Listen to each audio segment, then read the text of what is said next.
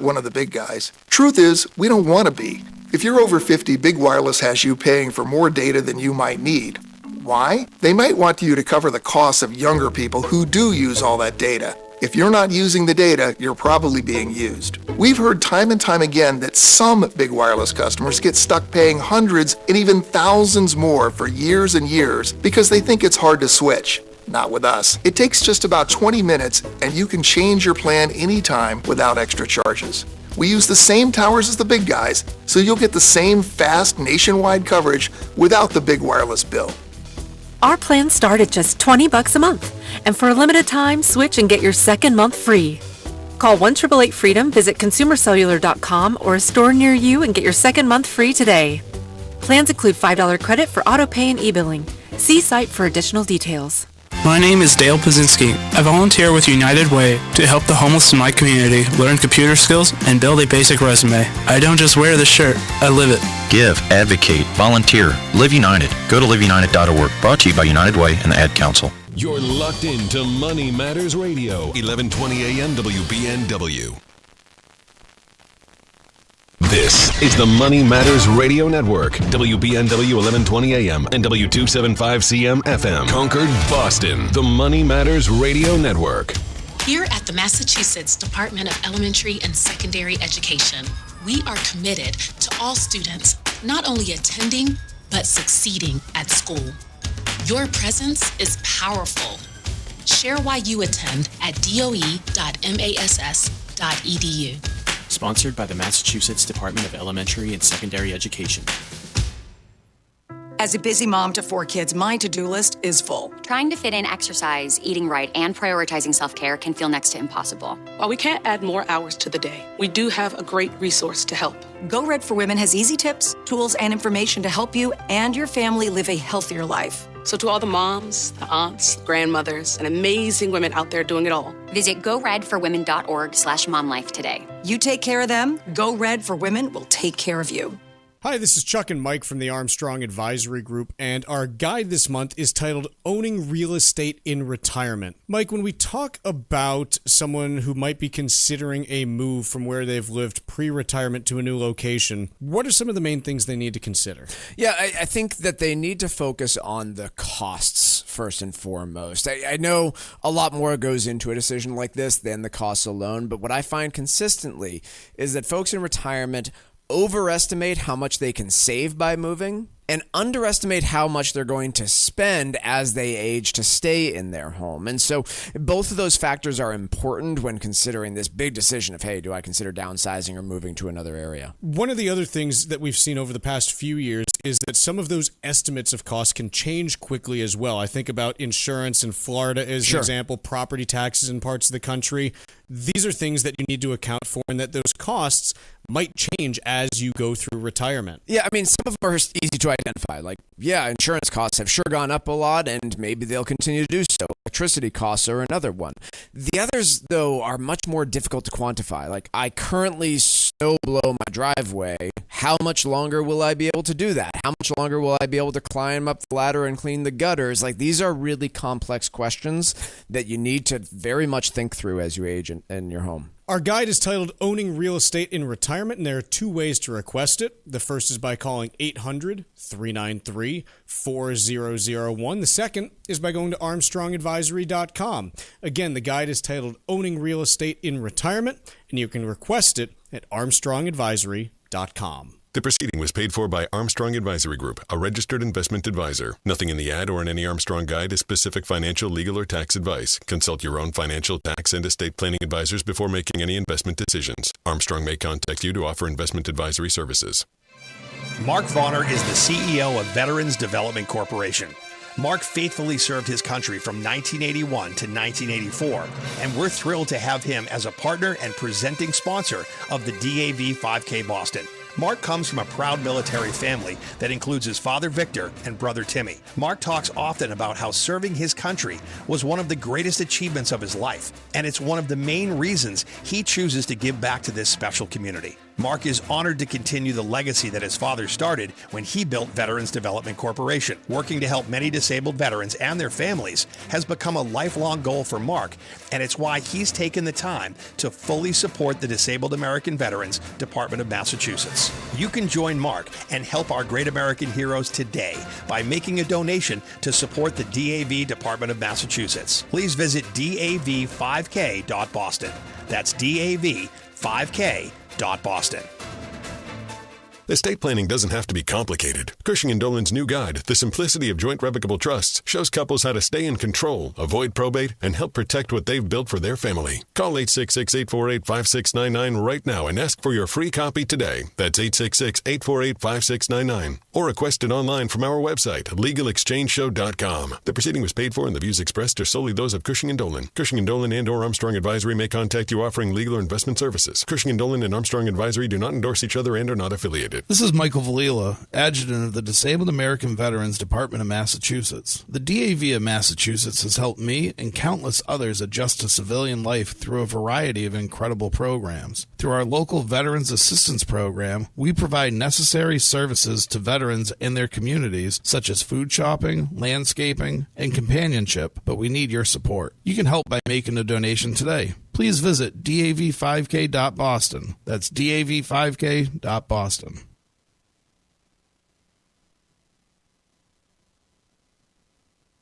The Financial Exchange is produced by Money Matters Radio and is hosted by employees of the Armstrong Advisory Group, a registered investment advisor. All opinions expressed are solely those of the hosts, do not reflect the opinions of Armstrong Advisory or anyone else. Investments can lose money. This program does not offer any specific financial or investment advice. Please consult your own financial, tax, and estate planning advisors before making any investment decisions. Armstrong Advisory and the advertisers heard on this program do not endorse each other or their services. Armstrong and Money Matters Radio do not compensate each other for referrals and are not affiliated. This is the Financial Exchange with Chuck Zodda and Paul Lane. Your exclusive look at business and financial news affecting your day, your city, your world. Stay informed and up to date about economic and market trends, plus breaking business news every day. The Financial Exchange is a proud partner of the Disabled American Veterans Department of Massachusetts. Help us support our great American heroes by visiting dav5k.boston and making a donation today. This is the Financial Exchange with Chuck Zodda and Paul Lane. Chuck Paul Tucker with you here on the Wednesday before Thanksgiving. And if you happen to be on the road to Grandma and Grandpa's, if you happen to be Grandma and Grandpa on the road to your kid's house, or if you just happen to be, like us, still working on the day before Thanksgiving, then we're happy to have you listening because still quite a bit to get to with a shortened week. Again, you're not going to have trading happening tomorrow. You've got a half day of trading on Friday. But we still have, quite a bit that is going on and quite a bit to sort through. The place that we're going to start today, Paul, is with the Fed, since we are now at this point just a couple weeks out from that December meeting, which is on December 10th, 2 weeks from today. And the intrigue that's out there has kind of decreased in the last few days, where it seems like you're getting more members of the Fed signaling the idea that, yes, we are likely to get a rate cut in December, but then kind of a hawkish push towards, hey, we need to see a lot more before we cut further in January, which I think makes more sense than what I've seen prior to this. But still some question as to, hey, is the Fed really going to, follow through with that and go for a third straight meeting with a 0.25% cut?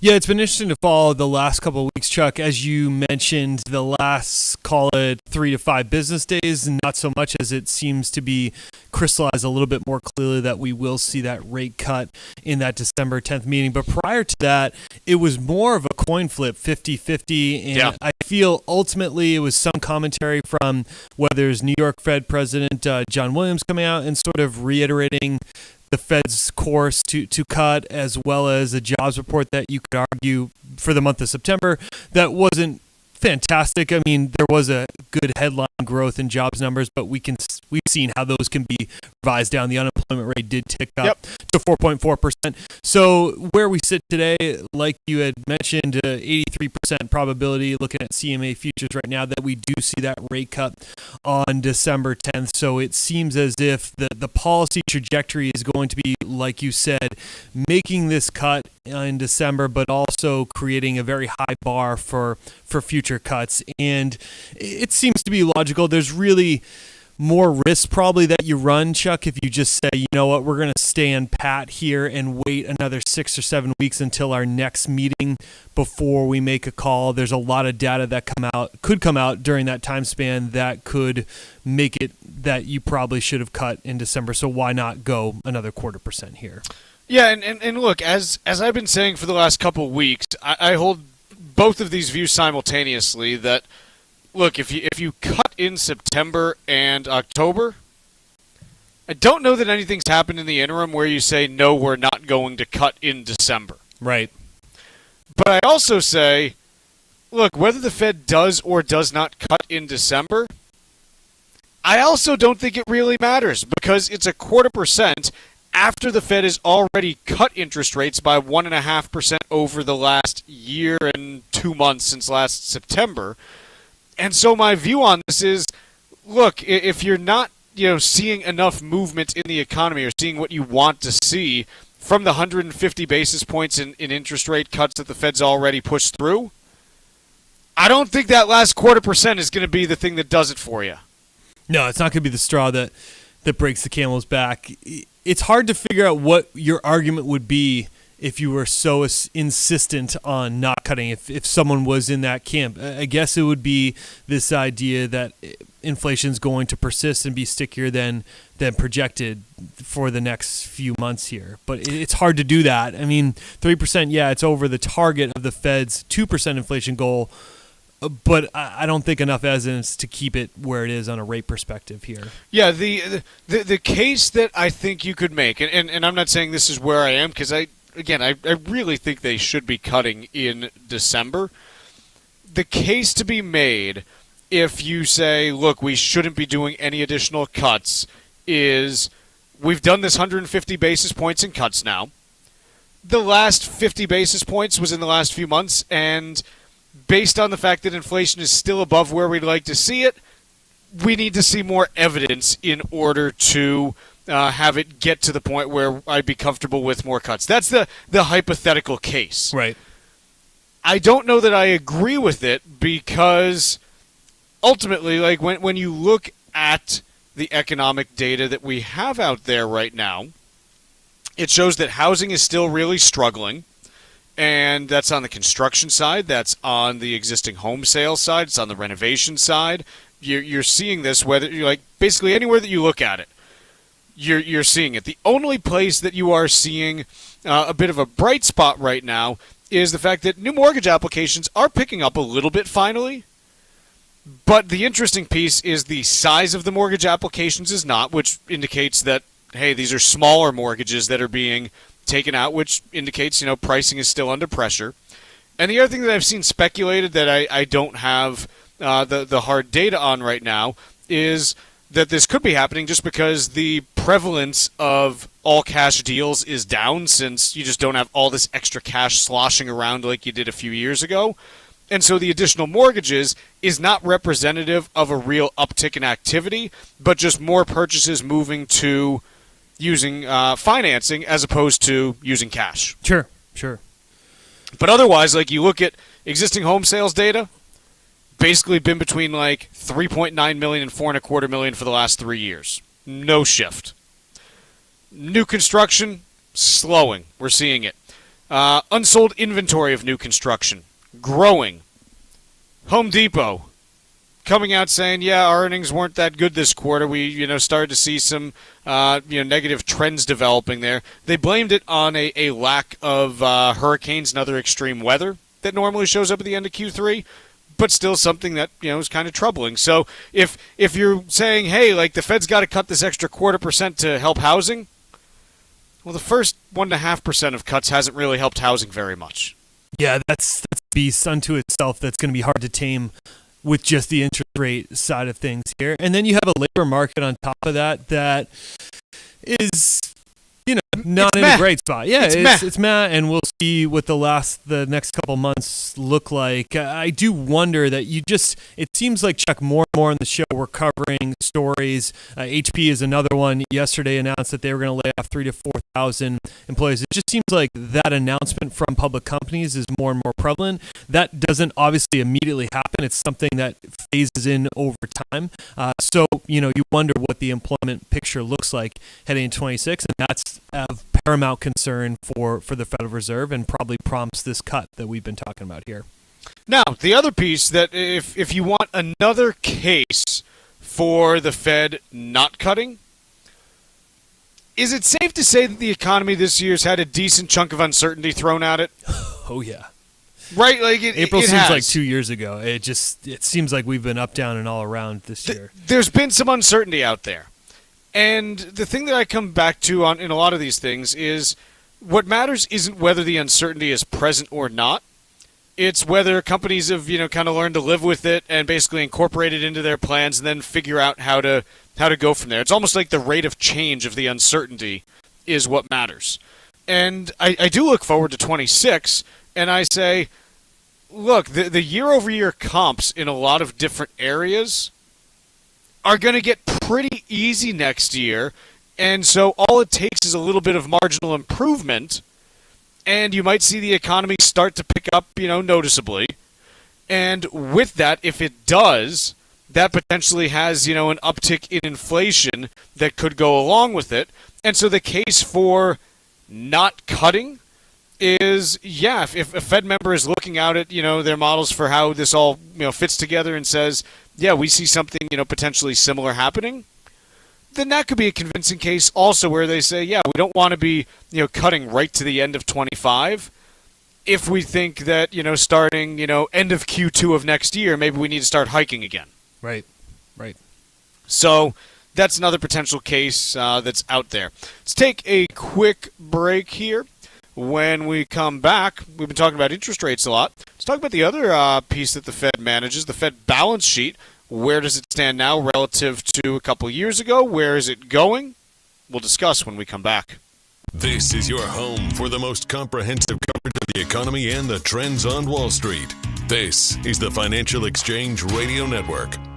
We're proud to announce that Circle K is now the official convenience store of the DAV Department of Massachusetts. At Circle K, supporting those who bravely served our country isn't just a commitment, it's a heartfelt mission. Circle K is honored to stand with the DAV Department of Massachusetts to ensure that veterans receive the care and recognition they deserve. If you'd like to do your part, please visit davma.org. Thank you for standing with Circle K and the DAV Department of Massachusetts, and thank you, veterans, for all you've done. Estate planning doesn't have to be complicated. Cushing & Dolan's new guide, The Simplicity of Joint Revocable Trusts, shows couples how to stay in control, avoid probate, and help protect what they've built for their family. Call 866-848-5699 right now and ask for your free copy today. That's 866-848-5699. Or request it online from our website, legalexchangeshow.com. The proceeding was paid for and the views expressed are solely those of Cushing & Dolan. Cushing & Dolan and or Armstrong Advisory may contact you offering legal or investment services. Cushing & Dolan and Armstrong Advisory do not endorse each other and are not affiliated. The U.S. Virgin Islands isn't just a postcard. It's alive with rhythm, culture, and celebration. This December through early January, St. Croix lights up with the Crucian Christmas Festival, a heritage carnival tradition dating back to the 1800s. There are incredible parades through Frederiksted as the festival village buzzes with live music, reggae, soca, and local island beats, as well as streets filled with the scent of authentic Caribbean flavors. Beyond the festival, there's St. Thomas, fresh with cruise hub energy, duty-free shopping, and panoramic views at Maggins Bay. St. John is quiet, wild, and pure, where every trail and beach is its own adventure. Explore one island or all three. Each offers something unique, all with warm hospitality and that easy island vibe. Travel from New England could not be easier. There's no passport needed and no money to exchange. This holiday season, plan your escape and fall naturally in rhythm with the heartbeat of the islands. Visit usvi.com and book your trip today. That's visit usvi.com. Hi, this is Chuck Zodda from the Armstrong Advisory Group. Your home is more than just a place to live. It's part of your story. In retirement, real estate can play a powerful role in how you manage your wealth and plan for the next generation. Passing property to family members isn't always easy. One child might want to keep the home while another prefers to sell it. Maintenance costs, taxes, and distance to healthcare services are all important factors that need to be considered, which is why having a clear plan can help prevent family stress while keeping your wishes front and center. Our new guide, Owning Real Estate in Retirement, is designed to help you fit your property into a long-term strategy that supports your life today and preserves what matters most for your future. Get your free copy right now by calling 800-393-4001. That's 800-393-4001 or request the guide at armstrongadvisory.com. The proceeding was paid for by Armstrong Advisory Group, a registered investment advisor. Nothing in the ad or in any Armstrong guide is specific financial, legal, or tax advice. Consult your own financial, tax, and estate planning advisors before making any investment decisions. Armstrong may contact you to offer investment advisory services. Cardiovascular disease is the #1 killer of women, taking the lives of 1 in 3. That's more than all forms of cancer combined. For too long, heart disease and stroke have taken the lives of the women we love. But we're not giving up because we have something better, stronger, more powerful. We have each other. When we come together and go red, the more power we have against our greatest health threat. Visit GoRedForWomen.org today to learn more. It happens all over Massachusetts. Can you tie my shoes? In every home and every community. Be careful on your bike. Learning can happen anytime, anywhere. We'll see you at practice this weekend. And no matter how learning takes place in your family's life, DESE is there as your partner.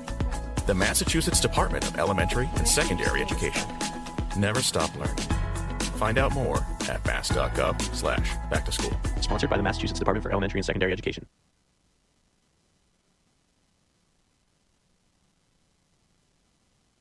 Miss any of the show?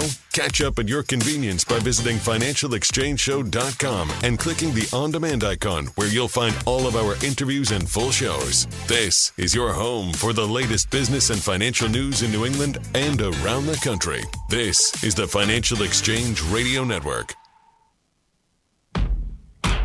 The Financial Exchange is a proud partner of the Disabled American Veterans Department of Massachusetts. This year's race was a tremendous success.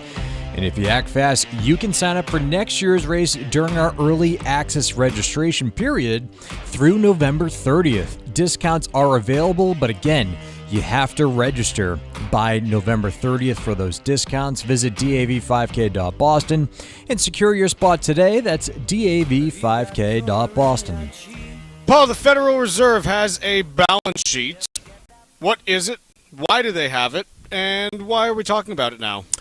The Federal Reserve has a balance sheet where basically they build a contingency of reserves, and it was an issue that it had become significantly bloated during the post-pandemic period where they were purchasing a significant amount. I believe it was $40 billion a month of mortgage-backed securities back in the heyday of 21 or 22. It had ballooned to a size of $9 trillion at its peak, the balance sheet for the Federal Reserve. And so they had made the decision, often you could argue maybe too late, that they made this decision with inflation picking up to basically let securities run off their balance sheet. So if they're buying mortgage-backed securities or treasuries, whatever the security vehicle, when you run them off your balance sheet, basically you're buying bonds with a maturity date, and rather than reinvesting those proceeds when the principal comes due to you, you just let it run off and you don't buy back the security. We now sit, the Federal Reserve, I should say, their balance sheet sits at $6.56 trillion, and they've reached a point basically where they've stated that they are no longer going to allow the balance sheet to run off any further. Why is this an area of concern? When you look at the Federal Reserve, some of its job obviously is to set the interest rate that we talk about so frequently, but they're also integral in the overnight lending that occurs between banks, and the risk that you run without getting too overly complicated, is that the further that it shrinks its balance sheet, the more susceptible it becomes to having money market interest rate fluctuations or repo rates rising and just causing issues, I would just summarize for banks. And that's why you see the pivot in policy here going forward effective December 1st. When you look at, this piece by Bill Dudley, who used to run the Federal Reserve Bank of New York, anything stand out to you as far as things that he talks about in here that, might be relevant to why this matters to the average person? He makes a good counterpoint. I don't know if people are necessarily viewing it this way, but those who are arguing that if the Federal Reserve balance sheet, it needs to reduce in order to accommodate significantly lower rates on the federal funds rate side of things, he disputes that notion. Just given its size and the impact of the shrinking, the risks far outweigh the potential benefits to having its runoff further continue and reduce interest rates. Really, the policy decisions are far more critical, he makes the point, than having this balance sheet run down too tight and have too small a balance sheet on the books. That was a fair point that he made, and just sort of characterizes the money supply, that we were in an abundant period of money supply, a ton of money sloshing around. We now sit as what he quotes as saying an ample sort of supply that is appropriate going forward. Yesterday, we received the latest update from the Conference Board on consumer confidence for the month of November. And this is another one that, I really struggle to reconcile some of the things that we're seeing right now, where consumer confidence reading comes in at a reading of 88.7, which, again, the actual number, don't worry about it. But I think the way that I would phrase this is it's the lowest reading for consumer confidence since January of 2021, aside from this April, when there was just, a lot of tariff uncertainty and stuff like that. And so here's what I struggle to reconcile on this, Paul. So we've got really low consumer confidence. Right. We got consumers saying they're going to be pulling back on spending. And yet we just got through retail sales earnings that were remarkably good, aside from basically Target, who's got their own issues going on. Yep. We continue to see banks and credit card companies saying, yes, there's very consistent 4 to 6% spending growth year over year. There's no change. Despite the fact that the job market seems kind of messy, and you've got corporate earnings in a really good spot and not really showing any signs of major stress. And so I guess what I'm trying to figure out here, and again, I've got my hypothesis on this, but why is consumer sentiment so bad right now when, I will say, okay, this probably answers it. It's three things. I'll answer my own question, Paul. Sorry for the roundabout path. K-shaped economy. Let me drop one of the three. Yes, K-shaped economy. Okay, there's a big chunk of people that are feeling bad about the economy because they are in the lower half of the income spectrum, and their incomes are not keeping up with inflation and the cost of living. Yep. The other two things that I think are making consumer confidence feel bad, the housing market, still a mess in most of the country. I know our show's based in the Northeast, but if you talk to people across the Southeast and even into the Southwest and West Coast now, you've got housing markets that are not very good, and the job market is bad. So if half the population is struggling to keep up with inflation, the housing market in a lot of the country is not good, and the job market is weak, yeah, I get it, because I'm in the Northeast where the housing market's strong, and we are in, I'm employed, so I'm not sitting here being like, oh, the labor market's bad. I've been employed the same place for 16 years now, so I'm kind of, my personal bias is I just don't notice this stuff. And so, yeah, I get why this is the case, but it's just, the thing that's so weird is that the overall economy still seems fine despite these problems, and I think that's the most wild thing to me is housing's not good, the labor market's not good, and yet somehow we're still chugging along. The stock market seems ever more important than, at least in this year, that's been sort of the biggest takeaway that I've had is in conjunction with us discussing the K-shaped economy, those people on the upper end of that K are ones who are invested in the market. And it seems as if that confidence on that side of things is backed by this idea that, hey, they've had, 23, 24, and 25 are all, you have 23 and 24 for stock market returns over 20%. And this year we're sitting close to knocking on the door of that, at least in excess of 15%. So you've had 3 tremendous years for those people who have been participating in the market and are living off of a portfolio. It's hard. These consumer confidence ones, I think it's a mixture of just perhaps people's pessimism and maybe the K-shaped stuff, but it doesn't really do a great job of encapsulating where the economy stands, the feelings that people have. It's hard to really glean much from it. Yeah. I think that's a fair summary of where we stand at this point. It's just still a little confusing sometimes when you're looking at it. Let's take a quick break here. When we return, we got Wall Street Watch.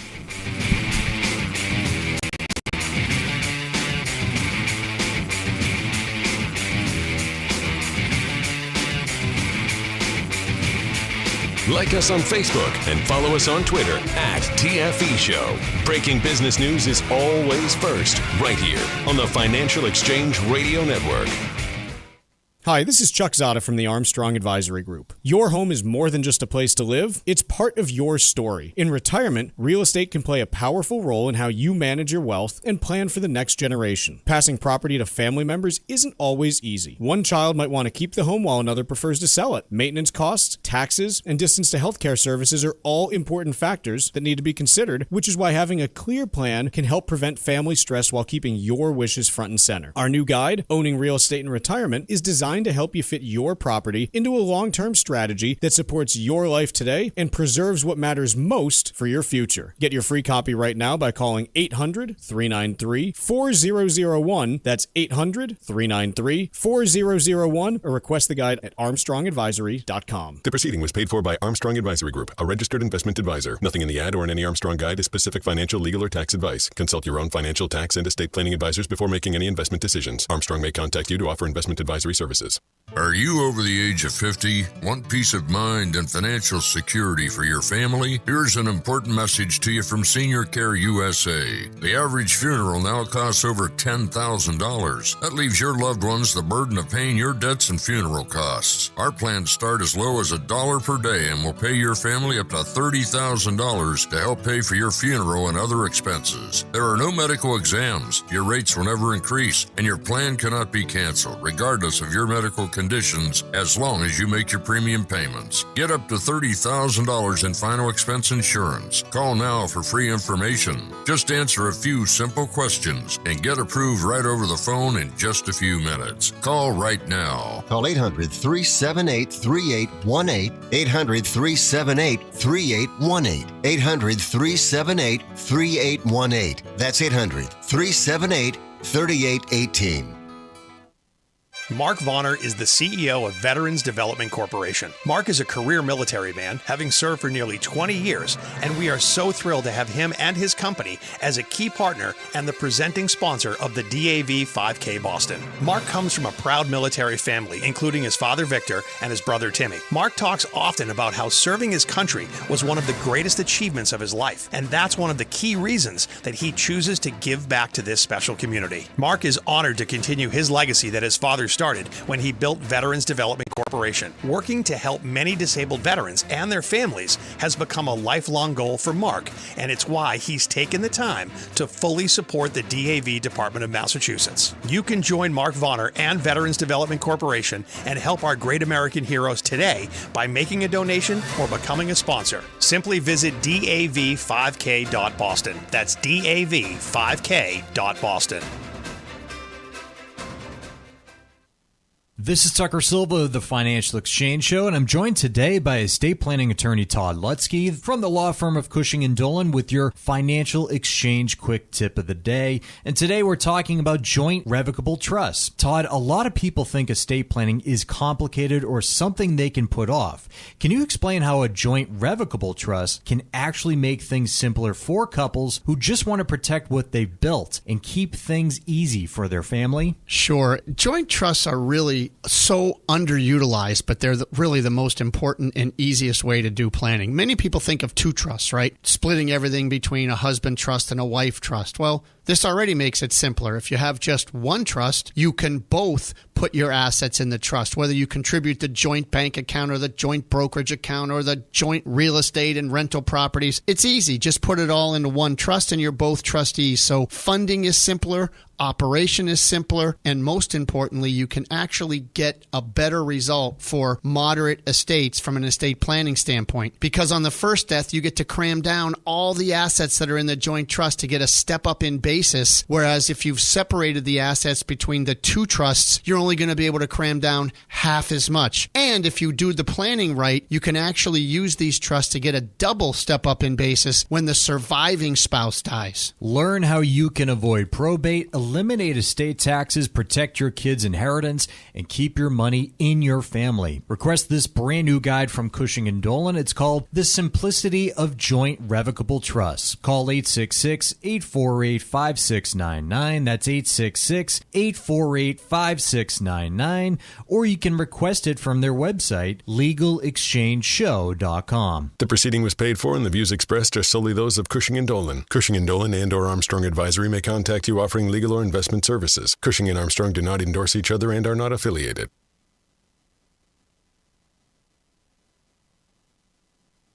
Time now for Wall Street Watch. A complete look at what's moving markets so far today, right here on the Financial Exchange Radio Network. Well, markets are in positive territory as Wall Street sifts through more economic data this morning, including durable goods and jobless claims. Right now, the Dow is up just over 0.5% or 253 points. S&P 500 also up over 0.5% or 36 points. NASDAQ up over 0.5% as well, or 120 points. Russell 2000 is up just over 0.4%. 10-year Treasury yield up 1 basis point at 4.021%, and crude oil up modestly, edging just above $58 a barrel. After the stock pulled back 3% in reaction to optimism around Google's AI chips, NVIDIA shares are rebounding over 1% today. In response to concerns, the AI and chip giant said in a post on X that it is a generation ahead of the industry. Alphabet, by the way, is down over 1.5% today after its recent rally. Meanwhile, shares in Dell Technologies rising over 4% after the computer and software maker raised its full-year guidance and forecasted its AI server shipments would more than double. Sticking with tech, where HP said it plans to cut up to 10% of its workforce as it invests further in AI. HP stock is down 2%. Elsewhere, Deere beat earnings and revenue expectations for the previous quarter. However, the farm equipment maker issued a downbeat annual forecast and said tariffs and uncertainty would pressure earnings. Deere falling by 3%. Digital design software maker Autodesk raised its annual outlook, sending shares up 3% higher. And apparel retailer Urban Outfitters posted stronger than expected quarterly results, boosted by its namesake brand. That stock rallying by 15%. I'm Tucker Silva, and that is Wall Street Watch. And remember, you can watch the Financial Exchange Show live every day on YouTube. We'll have breaking business news, and all of our content is also archived. So if you want to see an interview or a discussion about a specific topic, it's all right there with the click of a button. Just search the Financial Exchange on YouTube and hit that subscribe button. Paul, I want to talk a little bit about the retail sales data that we got yesterday, just because you get a couple pieces here that are all like, hey, retail sales weren't very good for September. And honestly, I don't care because the actual retail earnings were just fine. And so I don't know why the retail sales data for September is relevant in any way, shape, or form to anything. No, we had a lot of trouble with this yesterday when the report came out, Mike and I talking about it on the show, because it was so backward looking in September. As you mentioned, some of the retailers had come out with really strong earnings that sort of were contradictory to what we saw from September's report. And in general, I was just thinking this as an aside, Chuck. Has there ever been in your time covering the retail sales report where you felt it was just incredibly significant, where it poured in one direction or another of where the consumer is going? I just couldn't think back to a time where that retail sales report, it really was the start of something.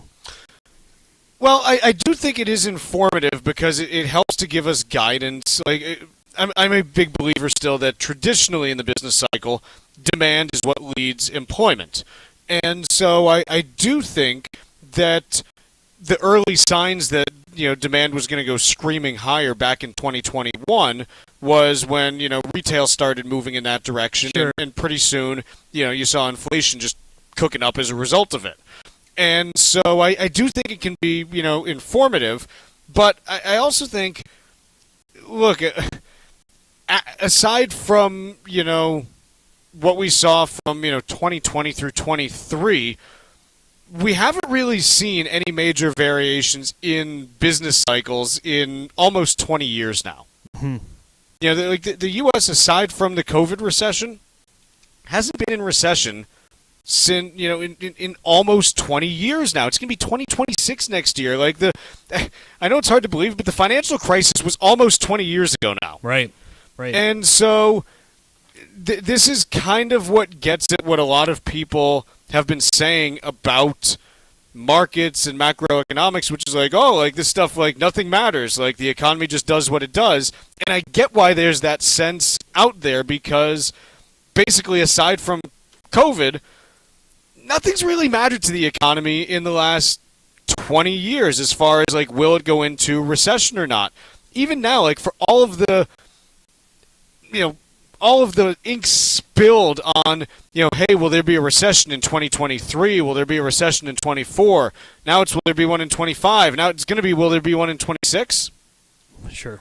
The answer is, despite all of the things that have concerned us over the last few years, high inflation, the Fed hiking rates, Silicon Valley Bank blowing up, Tariffs. a slowing labor market, tariffs, this, that, whatever. You look at the broad economic data, and I don't blame people for feeling like none of this matters. Because I get it. It's you look at the broad data, and it hasn't mattered. But at some point, it will. Yep. Because you're not just going to never have another recession again, ever. Sure. I think the problem that that people tend to get into is they always want to predict recession, and usually it doesn't happen. Recessions are not something that happens every year or two. It's, there have to be problems in the business cycle that lead to them, and that just hasn't been present in large enough quantities in the last 15, 16 years for that to be the case. Sure thing.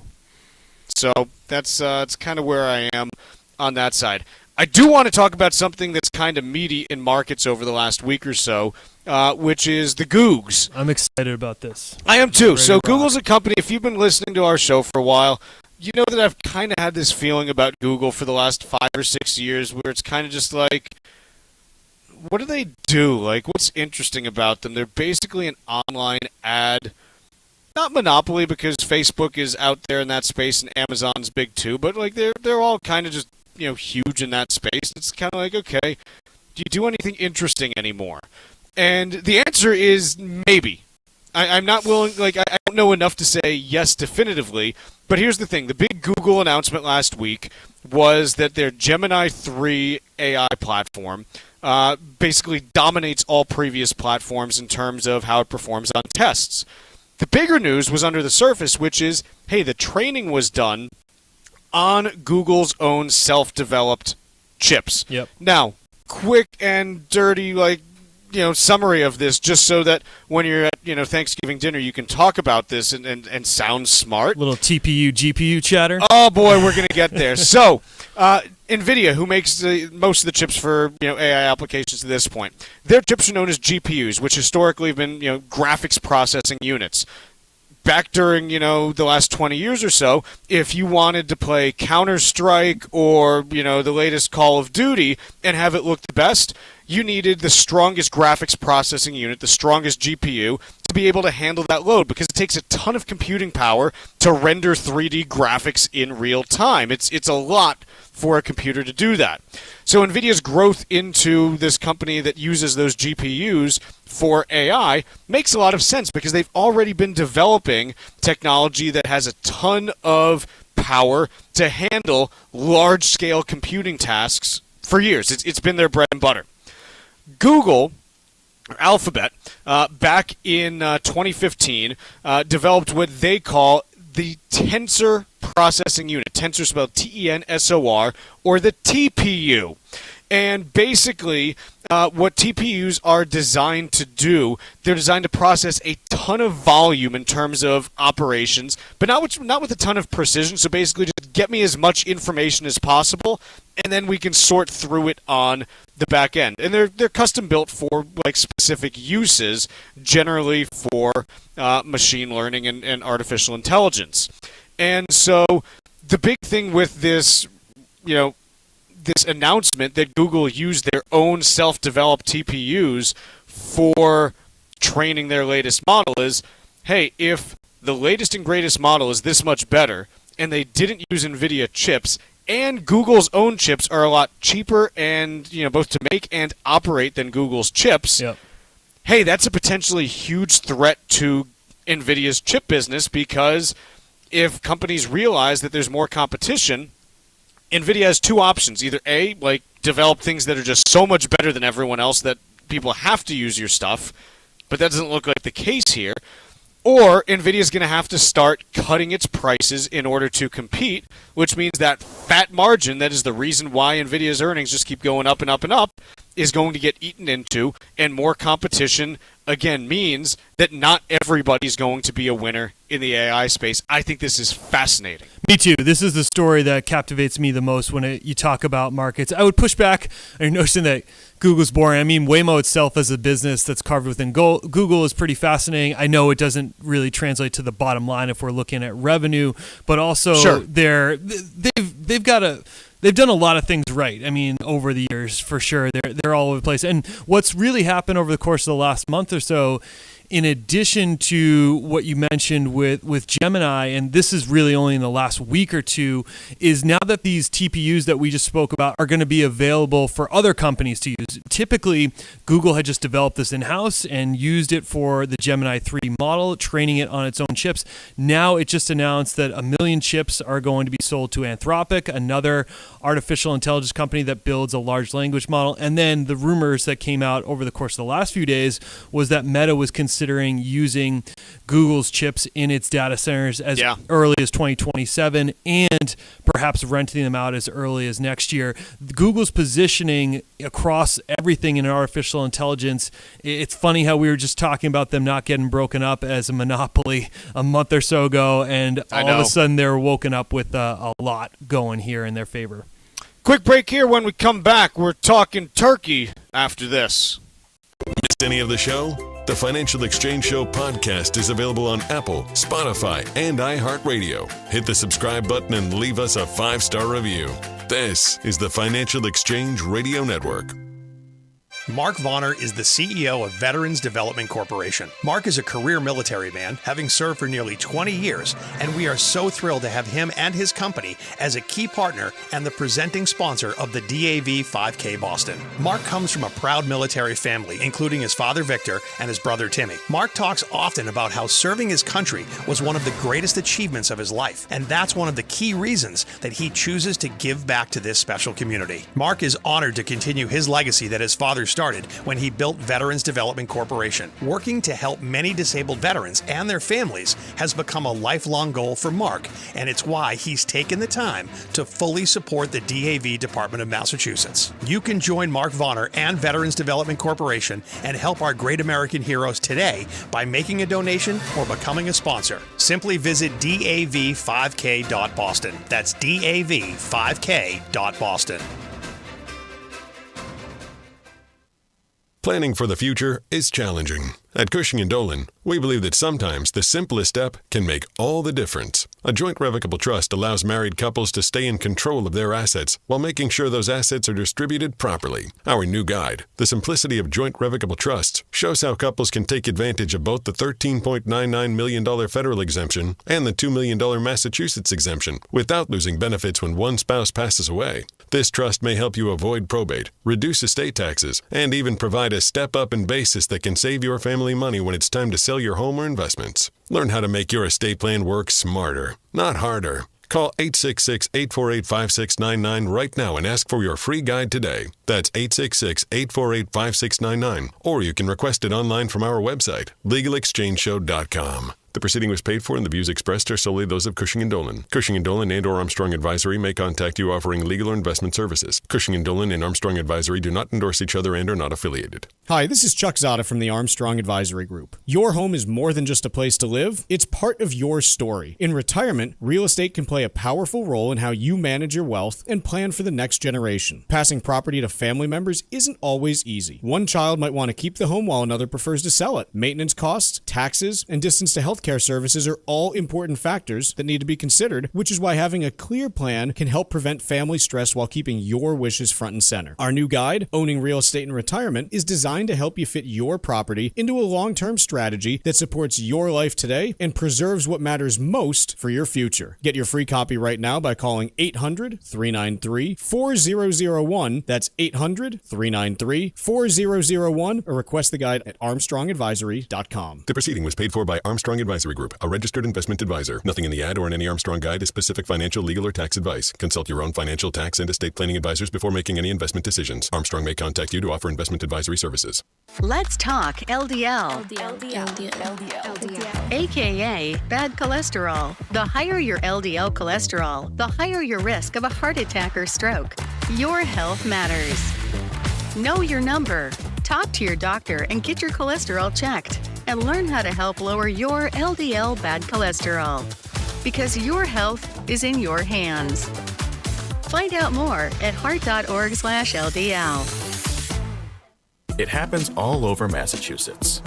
Can you tie my shoes? In every home and every community. Be careful on your bike. Learning can happen anytime, anywhere. We'll see you at practice this weekend. And no matter how learning takes place in your family's life, DESE is there as your partner.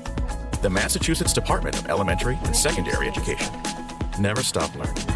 Find out more at mass.gov/back-to-school. Sponsored by the Massachusetts Department for Elementary and Secondary Education.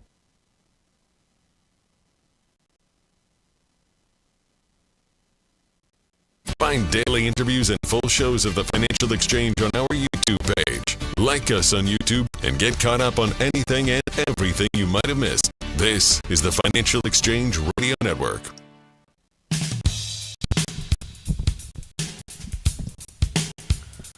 All right, Paul, before we get to talking turkey here, let's cover this piece from the Wall Street Journal just to wrap up our AI chatter.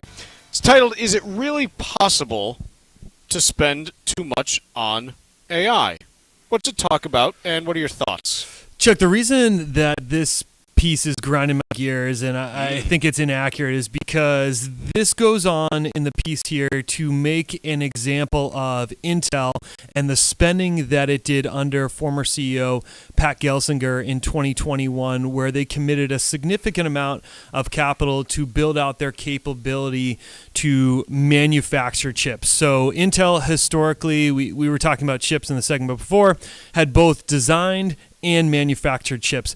The chip industry has evolved to where typically for the most part you have people who design the chips or companies that make them. You're kind of one or the other. And Intel was kind of caught in between the two. He came in as CEO and said, we're going to be behind the manufacturing. And the piece goes on to outline that they spent all this money and had really nothing show for it. And the reason that I don't like the piece and think it's inaccurate is because what Gelsinger did in 2021, you can argue it didn't pay off and they failed at making themselves turn around on the manufacturing side. But the reason that they were in that position were from mistakes that go back a decade plus or more. Yes. Really, they lost out in mobile. They were very concentrated on focusing on their PC business. They had made the chips that dominated that market for years, and they sat back while other companies out there like ARM and others ate their lunch when it came to more chips being used for your cell phones rather than in computers. Same thing applies with the manufacturing side of things on chips. They got their lunch eaten by Taiwan Semiconductor back in 2017 or 2019, where chips were being made smaller and smaller. They missed the boat there. So it really was a product of missing technology waves where you could argue that they didn't spend enough to innovate there and sat back cashing their fat checks from their computer business and those chips that led them to that position. So that's what the frustration. Maybe he's right. They're right in this piece that some companies will overspend and they'll fall on their face and fail with artificial intelligence. But Intel's really more an example of not someone who spent too much and failed. It's just they missed and probably didn't spend enough to keep up with technology that continues to evolve. Yeah. The U.S. Virgin Islands isn't just a postcard. It's alive with rhythm, culture, and celebration. This December through early January, St. Croix lights up with the Crucian Christmas Festival, a heritage carnival tradition dating back to the 1800s. There are incredible parades through Frederiksted as the festival village buzzes with live music, reggae, soca, and local island beats, as well as streets filled with the scent of authentic Caribbean flavors. Beyond the festival, there's St. Thomas, fresh with cruise hub energy, duty-free shopping, and panoramic views at Magens Bay. St. John is quiet, wild, and pure, where every trail and beach is its own adventure. Explore one island or all three. Each offers something unique, all with the warm hospitality and that easy island vibe. Travel from New England could not be easier. There's no passport needed and no money to exchange. This holiday season, plan your escape and fall naturally in rhythm with the heartbeat of the islands. Visit usvi.com and book your trip today. That's visit usvi.com. Piece of the New York Times that asked the question that I'm completely sick of at this point. How much will Thanksgiving dinner cost? It depends who you ask. So here's the deal. All of the major stores, grocery stores, are being like, yeah, like things are like cheaper than last year. Target's saying it, Walmart's saying it. You go down the list, and it's the case because obviously you want to attract shoppers by saying that you have the best prices. On the other hand, you look at the CPI data just off the top, and you say, okay, grocery prices are up a few percentage points since last year.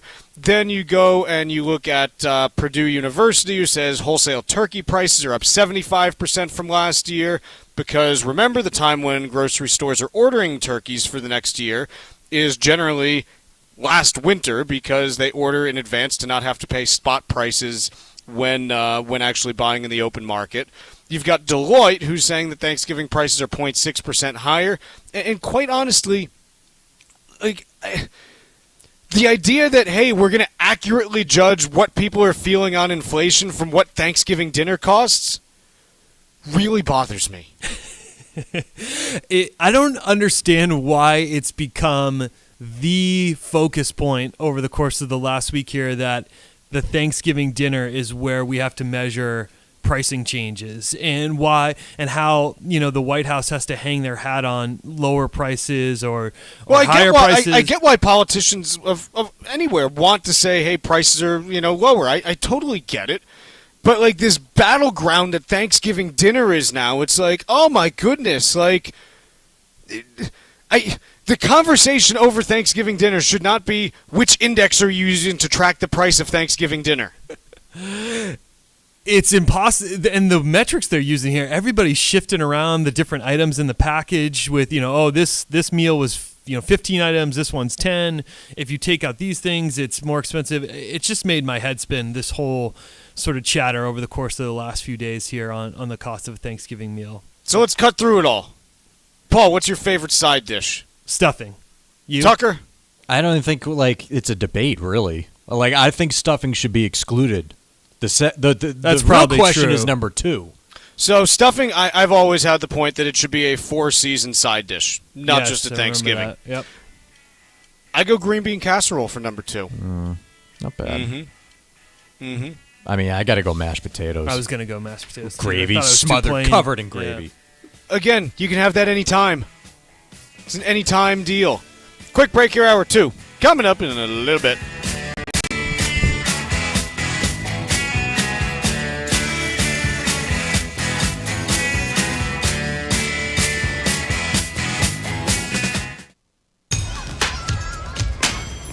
Here at the Massachusetts Department of Elementary and Secondary Education, we are committed to all students not only attending, but succeeding at school. Your presence is powerful. Share why you attend at doe.mass.edu. Sponsored by the Massachusetts Department of Elementary and Secondary Education. Sometimes we know what's next. Other times, it's impossible to know. Life can change in an instant. Don't be caught standing by the next time someone's heart stops. Knowing CPR gives you the ability to act and takes you from bystander to lifesaver. CPR is a life-saving skill. Join the nation of lifesavers today by learning CPR at heart.org/nation. National support for CPR education provided by Elevance Health Foundation. Are you over the age of 50? Want peace of mind and financial security for your family? Here's an important message to you from Senior Care USA. The average funeral now costs over $10,000. That leaves your loved ones the burden of paying your debts and funeral costs. Our plans start as low as $1 per day and will pay your family up to $30,000 to help pay for your funeral and other expenses. There are no medical exams. Your rates will never increase, and your plan cannot be canceled, regardless of your medical conditions, as long as you make your premium payments. Get up to $30,000 in final expense insurance. Call now for free information. Just answer a few simple questions and get approved right over the phone in just a few minutes. Call right now. Call 800-378-3818. 800-378-3818. 800-378-3818. That's 800-378-3818. Did you outgrow your timeshare and now you want out? But you can't. You can't sell it, and you can't get out of the contract. Imagine trying to get out of your mortgage. That's what a timeshare is. You can't just call up the bank and say, I don't want to pay it anymore. But we may be able to help you do just that. Listen, a timeshare maybe for you once was a great thing, but now you don't use it much. And they are not easy to get rid of. Plus, you do have to pay for it every month. Qualified timeshare owners can get out of their contract legally and permanently without ruining your credit or even filing bankruptcy. And imagine, no more mortgage payment or fees. Call the Timeshare Exit Hotline qualification line now. It's free to learn more. 800-455-7967. 800-455-7967. 800-455-7967. That's 800-455-7967. Paid for by Timeshare Defense. This is the Money Matters Radio Network, WBNW 1120 AM and W275 CM FM, Concord, Boston. The Money Matters Radio Network. Estate planning doesn't have to be complicated. Cushing & Dolan's new guide, The Simplicity of Joint Revocable Trusts, shows couples how to stay in control, avoid probate, and help protect what they've built for their family. Call 866-848-5699 right now and ask for your free copy today. That's 866-848-5699. Or request it online from our website, legalexchangeshow.com. The proceeding was paid for and the views expressed are solely those of Cushing & Dolan. Cushing & Dolan and or Armstrong Advisory may contact you offering legal or investment services. Cushing & Dolan and Armstrong Advisory do not endorse each other and are not affiliated. This is Michael Valila, Adjutant of the Disabled American Veterans Department of Massachusetts. The DAV of Massachusetts has helped me and countless others adjust to civilian life through a variety of incredible programs. Through our local Veterans Assistance Program, we provide necessary services to veterans and their communities, such as food shopping, landscaping, and companionship, but we need your support. You can help by making a donation today. Please visit dav5k.boston. That's dav5k.boston. Mark Vonner is the CEO of Veterans Development Corporation. His dedication to serving our veterans has made an incredible impact on his family and employees. And he is so proud to be the presenting sponsor of the DAV 5K Boston.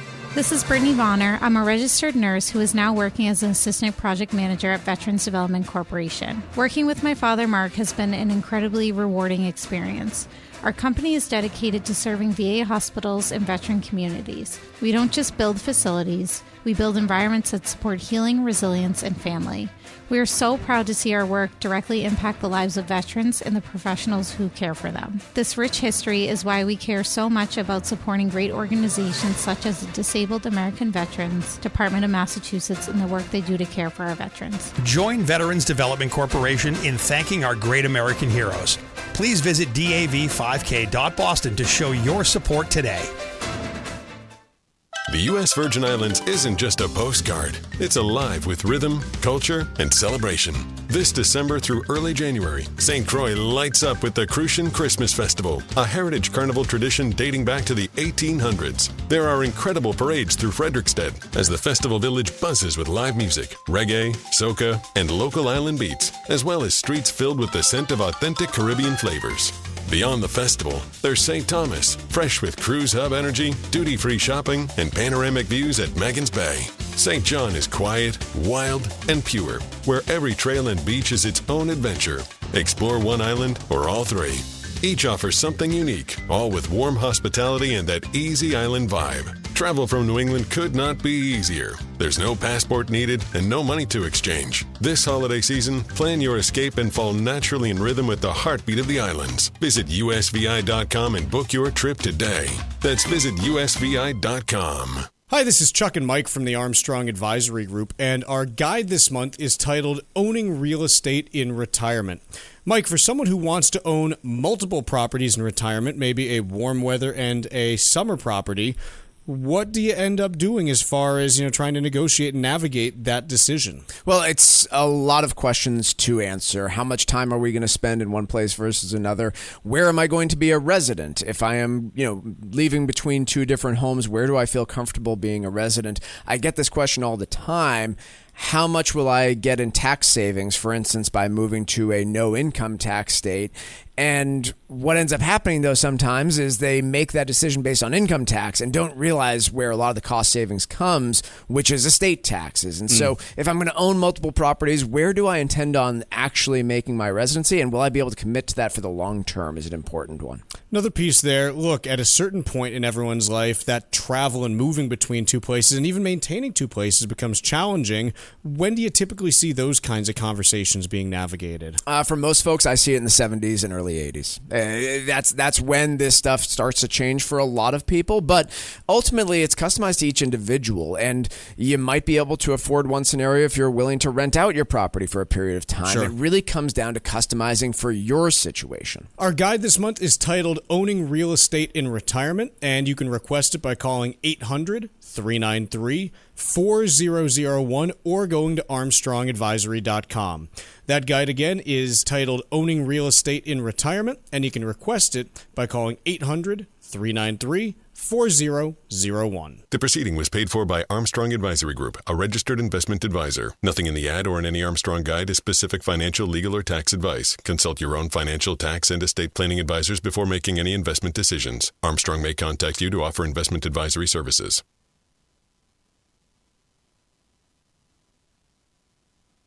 The Financial Exchange is produced by Money Matters Radio and is hosted by employees of the Armstrong Advisory Group, a registered investment advisor. All opinions expressed are solely those of the hosts, do not reflect the opinions of Armstrong Advisory or anyone else. Investments can lose money. This program does not offer any specific financial or investment advice. Please consult your own financial, tax, and estate planning advisors before making any investment decisions. Armstrong Advisory and the advertisers heard on this program do not endorse each other or their services. Armstrong and Money Matters Radio do not compensate each other for referrals and are not affiliated.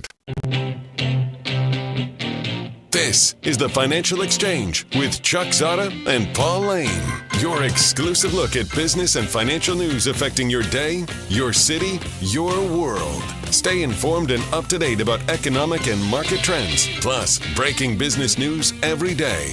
The Financial Exchange is a proud partner of the Disabled American Veterans Department of Massachusetts. Help us support our great American heroes by visiting dav5k.boston and making a donation today.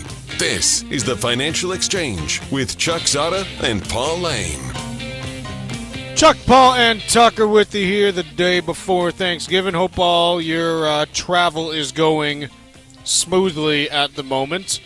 I haven't looked at a weather map to see if there are major problems cascading across the country, but I haven't heard anything at least. But let's pull this up here. Let's see. Okay, it looks like it's snowing in Wisconsin. But it looks like it's mostly northern Wisconsin and maybe the upper peninsula of Michigan. So I don't think that's a huge problem based on the populations up there. And then, let's see, it looks like down by Corpus Christi, Texas, we got some rain. But other than that, it looks pretty clear. So I think we'll take that, Paul, as far as day before Thanksgiving travel. Absolutely, we'll take that any day of the week. Okay. If you're interested in how markets are performing the day before Thanksgiving, the answer is good to quite good. The S&P 500 is up 50 points. The Dow Jones Industrial Average up 332, and the Nasdaq Composite's up 194. So all three major indices up about 0.75%. It's kind of fun. The 10-year Treasury up 1.5 basis points to 4.017%. Gold is up $21.40 an ounce to $41.61.40. And we got crude oil up 1 cent a barrel to $57.96. AAA national average for gas prices down another 1.3 cents overnight, though, to 304 2/10. And got to tell you, we're going to make a real run at getting that national average under $3 a gallon by this weekend, as more refinery closures or more refinery maintenance periods have ended, and we should be getting some additional supply coming through. So some good news on that front if you happen to be traveling by car, by motorcycle, or by, anything else that uses gas to get you where you're going and you're paying for that gas. Sure. Yeah, sounds good. Speaking of travel, we've got a bunch of people that are going to be traveling during the Thanksgiving period. U.S. Airlines expecting to see 31 million passengers taken to the skies between November 21st, so 5 days ago, and December 1st, 5 days from now. That is the busiest Thanksgiving travel period on record, and this is coming right out of the government shutdown, which saw air travel kind of snarled throughout parts of the country. We're still not fully back up to speed, so we've got some challenges that may rear their heads during this time. But, again, airlines trying to get all 31 million of those people to their destinations as close as possible to the on-time arrival that they're aiming for. Little bone to pick here, Chuck, with Transportation Secretary Sean Duffy. He's encouraging travelers to dress up to go to the airport, help a stranger out, and be in a good mood. I'm fine with the last two. First one, who is he to tell anyone to dress up or not? I'm more of a casual traveler. Quote me on that. Yes, thank you. Let's discuss air travel etiquette. Yes. I think there are some do's and do nots. Shoes on. Shoes on. Number one. Oh, your heck shoes, yeah. Your shoes do not come off during the flight unless you want me to tickle them. Okay? You take your shoes off next to me. My feet. You take your shoes off next to me. I am going to tickle your feet and make you feel as uncomfortable as possible because those shoes need to stay on at all times on a flight. With you there? Absolutely hard stop. Other things. I think that when it comes to how people dress for flights, honestly, as long as it's something that should generally be worn in public, I'm pretty much fine with it. I look at how dress has generally evolved over time, and there's nothing to say we need to be dressed like people flying in the 1950s where you're flying in a suit and tie. Right. Dress codes evolve and change and shift, and there's no inherent problem with that. I do think, look, if you're showing up to the airport in, your pajamas, I think you're just kind of worthy of being, made fun of in general because you shouldn't be outside your house in pajamas anyways, whether it's going to the airport, the grocery store, or anywhere else. I'm with you there. That's except in, certain far, special, perhaps. cases where it's okay, if it's Christmas morning and you need to, run out to get one last thing, fine, I get it. Go out in your pajamas because you just don't want to change for Christmas morning. I get it. But otherwise, like, no, like... It doesn't impact the travel industry. Wear clothes that are appropriate for going outside the house, and you'll be fine. Shoes on is the big one. Other things... If you're a window seat person, try not to get up too much during the flight. Just try and limit your amount of times getting Tell up. that to my bladder buddy. Try to limit it, Tucker. Try and hold it. Other things, remember that airlines always do try to divide us so that we fight amongst ourselves for, the scraps of whatever we can grab. I do think, like, being nice to each other when you're traveling, because everyone's a little bit stressed and just trying to get to, their destination in one, without, any major problems. Yeah, like, that, I totally buy that. But as far as, like, what should you wear to the airport? Shoes at all times. Nothing that you wouldn't wear outside the house. Other than that, you're kind of on your own, in my opinion. And no reason to jump up when the plane lands unless you have a connecting flight to run to the front, because we're all going to get off. That's the my plane. biggest pet peeve going. Right, like in life. The plane lands and everybody stands and is getting all their stuff ready, where clearly the plane has to get situated and unpacked. Just relax. Sit in your seat. Relax. Well, and it's like, look, at most airports anyways. Okay, so then you're going to get off the plane. You're going to have to go to the bathroom where you're going to have to wait anyways. Mm-hmm. Then you're going to have to get on whatever the shuttle is to, the main terminal where you're going to have to wait anyways. Then you're going to have to wait to go get your rental car. Then you're going to have to wait at the, toll going out of the rental car lot. So it's like, look, just get ready for the waiting, man. Embrace the wait. Here's the thing. If you met your great-great-grandfather who, died in 1910 and showed him, the things that you're upset about when it comes to air travel, he'd be like, dude, we had to go by covered wagon to get across the country in my day. The Wright brothers were just making inroads on flying in 1906. Beyond this, okay, y'all know Dwight Eisenhower, president, right? Yes. Signed the Federal Highway Act. Dwight Eisenhower was part of an expedition back in the I think it was 20s, maybe early 30s, that tried to, get from one side of the country to the other, driving as fast as possible on roads. It was an army expedition to figure out how quickly they could get stuff from one side of the country to the other. Mm-hmm.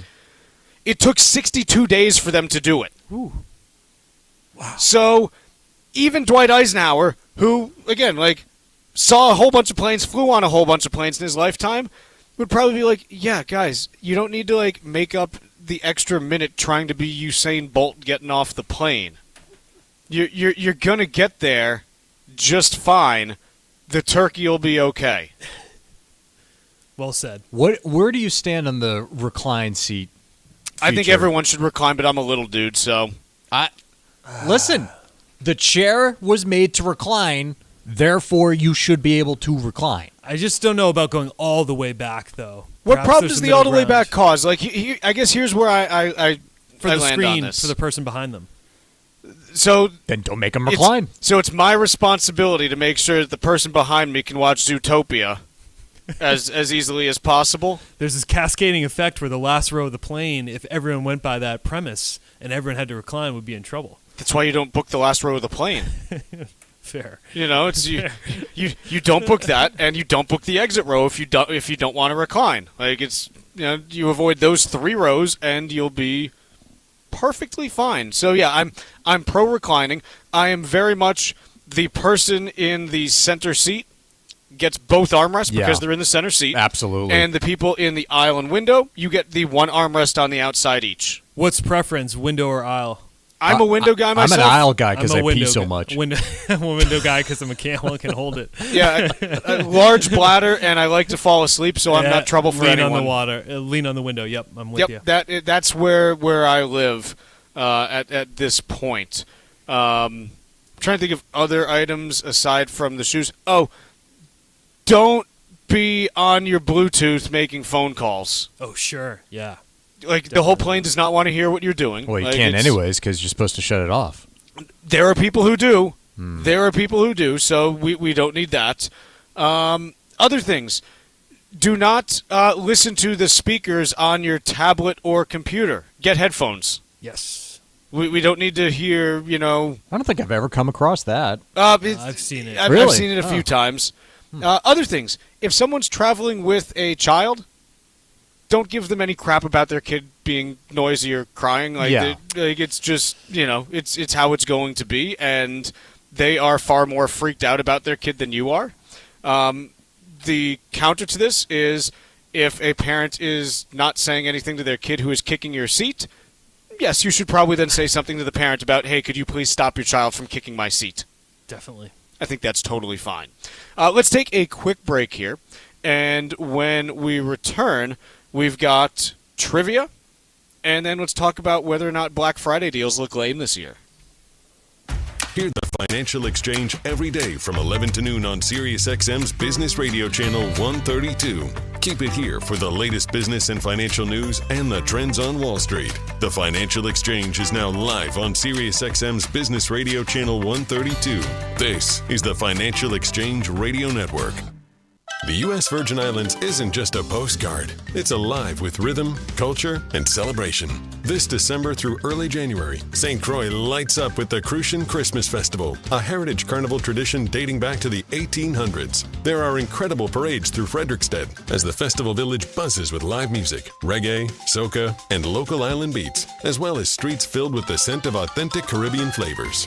Beyond the festival, there's St. Thomas, fresh with cruise hub energy, duty-free shopping, and panoramic views at Magens Bay.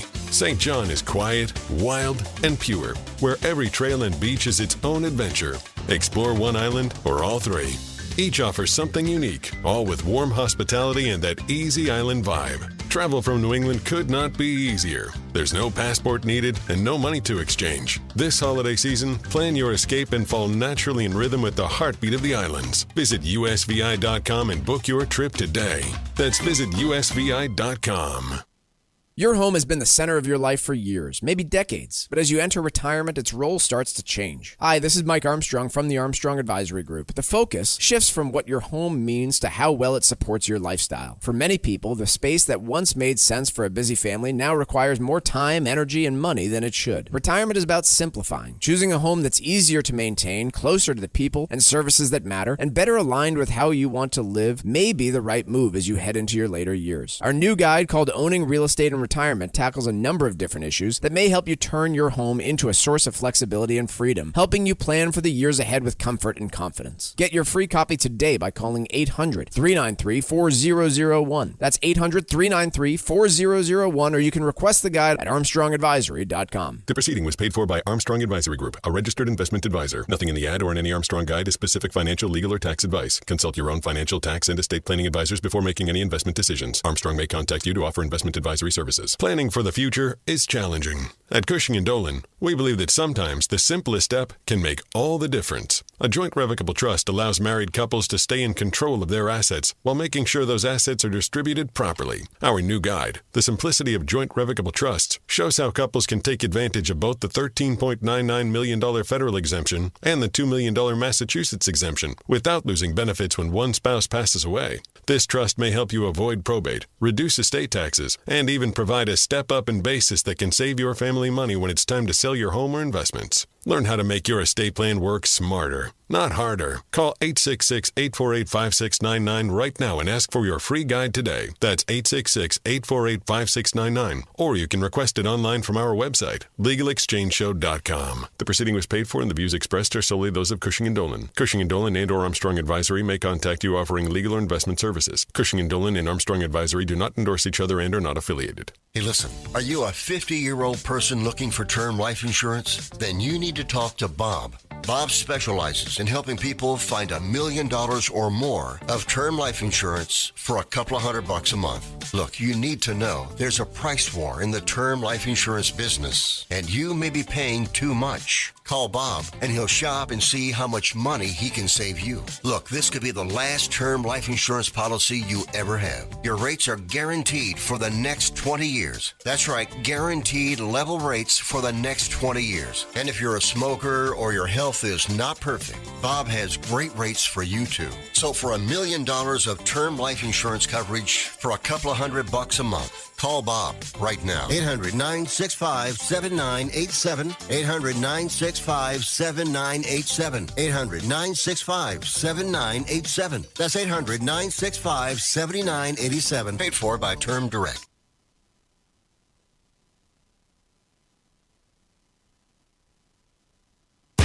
The Financial Exchange streams live on YouTube. Subscribe to our page and stay up to date on breaking business news all morning long. This is the Financial Exchange Radio Network. This segment of the Financial Exchange is powered by Circle K Convenience Stores. Circle K is now the official convenience store of the DAV Department of Massachusetts. On behalf of Circle K, thank you, veterans, for all you've done.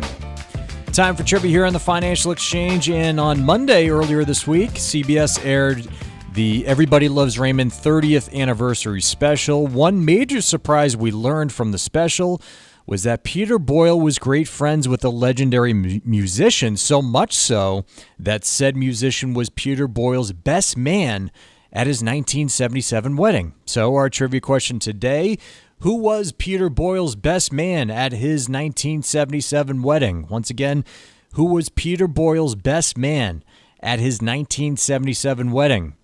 Be the third person today to text us to 617-362-1385 with the correct answer, along with the keyword trivia, and you'll win a Financial Exchange Show t-shirt. Once again, the third correct response to text us to the number 617-362-1385, along with the keyword trivia, will be our winner. See complete contest rules at financialexchangeshow.com. Peace in Bloomberg. Black Friday deals looking lame. Just wait. What does this piece talk about, Paul? Chuck, basically what this is going over is that retailers are trying to rein in their discounting. Perhaps some of it due to tariffs. A lot of this stuff was ordered kind of right at the height of all the tariff paranoia, which hasn't really come to fruition, luckily, as much as we had anticipated in April. Rates have been far less punitive than initially estimated. But when these orders were being placed for Black Friday was in or around April, where it was very unclear what the tariff policy would look like going forward. So particularly when you look at toys, electronics, and household appliances, those are often imported from overseas. According to Adobe Inc., online discounts are likely to be shallower this year in those categories. As a whole, we're seeing that perhaps there's going to be more of a focus on just the basics and less spending on some of those discretionary items for the holidays, and not a lot of discounts to be found out there. How are you guys doing with holiday shopping at this point? We're in good shape. Yeah, we kind of got a good chunk done a week or so ago, but we still got to finish it out. I know you were done in like May or something, right? I try to generally operate 4 to 6 months in advance. Yeah, I wasn't exaggerating. Yeah, I wasn't done quite that early this year, just because I had a few things that I was poking around on. But yeah, we're you were busy pretty with the good Christmas shape. lights in May, yeah, too. Yeah. So honestly, Christmas lights have been up at the house for 3 weeks now. 3 weeks. Wow. Yeah, we got them up November 5th? It'll be 3 weeks this weekend. We got them up the weekend of the 8th. Okay.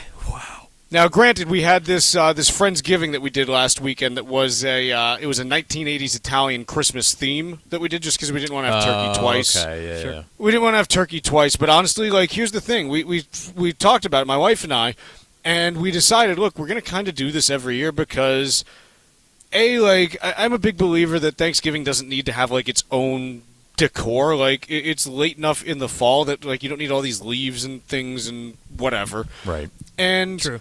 Look, we got the stuff done 3 weeks ago now.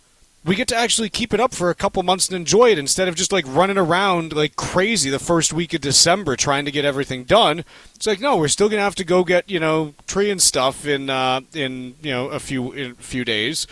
But, okay, that's a lot easier than putting up all the other stuff just because we've been known to overdo it for Christmas decorations. You don't say. We've gone full Griswold at our house. It's the only way to fly. We're focusing on just a couple big gift items, trying not to clutter our family more than it's already cluttered with small kids' toys. I hear you. Yep, we just did a big donation run last week. I would love to do a donation run, Chuck. I need to do How that. did you do it? So let me tell you how we did it. Okay. So, like a lot of families, we had one of those like little kid tents set up in one of the rooms. Yep. And the tent finally broke. We'd had it for 5 years, and it literally just collapsed on itself, just from use and whatever. Impressive staying power. The tent, like a lot of families, was filled with stuffed animals that people brought for the first 5 years of our kids' lives. Mm-hmm. So it then became, okay, we've got to figure out what to do with this, that, and everything. It turned into, okay, get all of the toys out from this room, because we basically try to keep them in one room just to avoid a huge disaster. Of course. And then we just kind of went through and we're like, nope, get rid of it, nope, get rid of it. And legitimately, multiple trash bags of things to donate when it was all said and done. And it's in a great spot now. Where'd you go for donating? Just like a thrift store. Goodwill or thrift yeah. store. Gotcha. Yeah. Gotcha. See, my kids notice if one tiny thing is missing, they just break down. So the nice thing about this is we were doing it with them there, and so they could see everything that we were getting rid of. That would never happen. Oh, we did it behind the kids' backs. Why are you getting rid of that? So the nice thing is it was going quickly enough that I don't think they could think about it very long. So they got to see what was going, but then it was on to the next thing just like that, and they couldn't ruminate about do I want this? Do I not want this? And so we made some really good progress. Excellent. It was good because, again, especially it's all those baby and 1-year-old toys. It's okay, our youngest isn't that old anymore. Move on, get him out. I gotta say, I think stuffies are worse than toys. I had a whole trash bag of those too. Yeah. We have a whole chest full of stuffies, and it's just oh man, this takes up a lot of room. Stop getting them stuffed animals, please. Yeah, it's and look, I get it, but we've basically had to do a no stuffed animal rule for the last year now because it's just not okay. We've got truck craziness, which is just obstacles left and right in that particular room to avoid stepping on. I got to tell you, whoever makes the kids' toys so small so they inflict the maximum pain on your foot when it gets right into the arch, the Lego #1. The Lego's bad, but so painful. The freaking Peppa Pigs and stuff, all that stuff's right in the wheelhouse too. I mean, it's just some strong plastic. Oh, you got to just make all the toys out of Nerf or something. You got to figure something out because it's just brutal walking around with no shoes on. Let's take a quick break. When we return, trivia answer, Wall Street Watch, and then sellers pulling their homes off the market.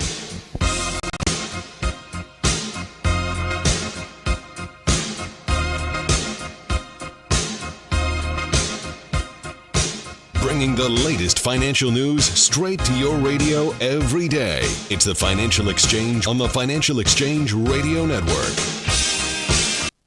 Hi, this is Chuck Zodda from the Armstrong Advisory Group. Your home is more than just a place to live. It's part of your story. In retirement, real estate can play a powerful role in how you manage your wealth and plan for the next generation. Passing property to family members isn't always easy. One child might want to keep the home while another prefers to sell it. Maintenance costs, taxes, and distance to healthcare services are all important factors that need to be considered, which is why having a clear plan can help prevent family stress while keeping your wishes front and center. Our new guide, Owning Real Estate in Retirement, is designed to help you fit your property into a long-term strategy that supports your life today and preserves what matters most for your future. Get your free copy right now by calling 800-393-4001. That's 800-393-4001 or request the guide at armstrongadvisory.com. The proceeding was paid for by Armstrong Advisory Group, a registered investment advisor. Nothing in the ad or in any Armstrong guide is specific financial, legal, or tax advice. Consult your own financial, tax, and estate planning advisors before making any investment decisions. Armstrong may contact you to offer investment advisory services. It happens all over Massachusetts. Can you tie my shoes? In every home and every community. Be careful on your bike. Learning can happen anytime, anywhere. We'll see you at practice this weekend. And no matter how learning takes place in your family's life, DESE is there as your partner. The Massachusetts Department of Elementary and Secondary Education. Never stop learning. Find out more at mass.gov/back-to-school. Sponsored by the Massachusetts Department for Elementary and Secondary Education. As a busy mom to 4 kids, my to-do list is full. Trying to fit in exercise, eating right, and prioritizing self-care can feel next to impossible. While we can't add more hours to the day, we do have a great resource to help. Go Red for Women has easy tips, tools, and information to help you and your family live a healthier life. So to all the moms, the aunts, grandmothers, and amazing women out there doing it all, Visit goredforwomen.org/momlife today. You take care of them, Go Red for Women will take care of you. The U.S. Virgin Islands isn't just a postcard. It's alive with rhythm, culture, and celebration. This December through early January, St. Croix lights up with the Crucian Christmas Festival, a heritage carnival tradition dating back to the 1800s. There are incredible parades through Frederiksted as the festival village buzzes with live music, reggae, soca, and local island beats, as well as streets filled with the scent of authentic Caribbean flavors.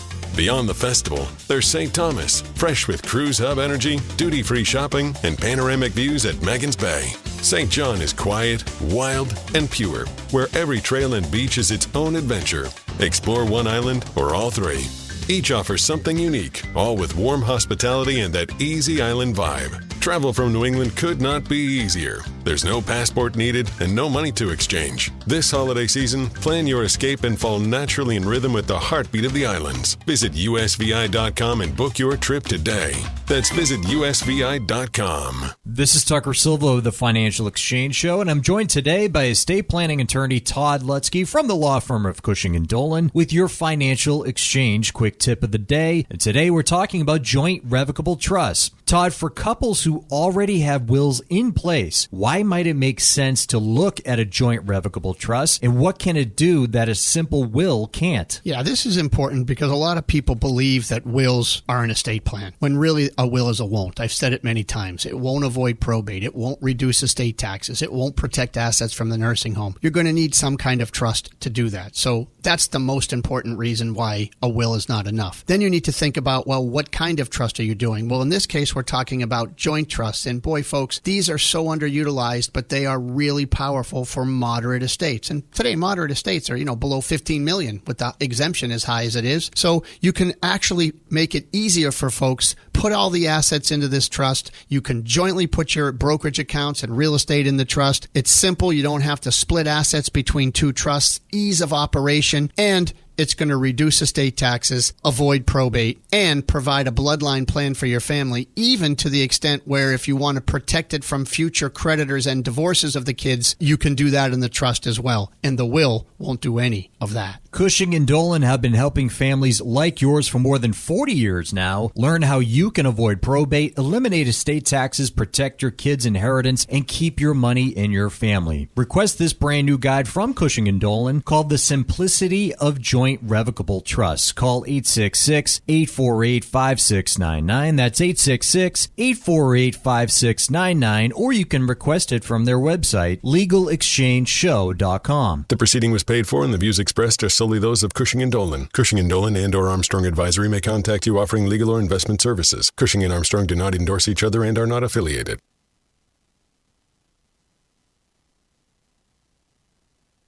Time now for Wall Street Watch, a complete look at what's moving markets so far today, right here on the Financial Exchange Radio Network. Well, we're seeing a little bit of a rally here on Wall Street as traders sift through more economic data points this morning, including durable goods and jobless claims. Right now, the Dow is up over 0.75% or 363 points. S&P 500 is up over 0.8% or 55 points. NASDAQ up nearly 1% higher or 216 points. Russell 2000 is up over 0.75%.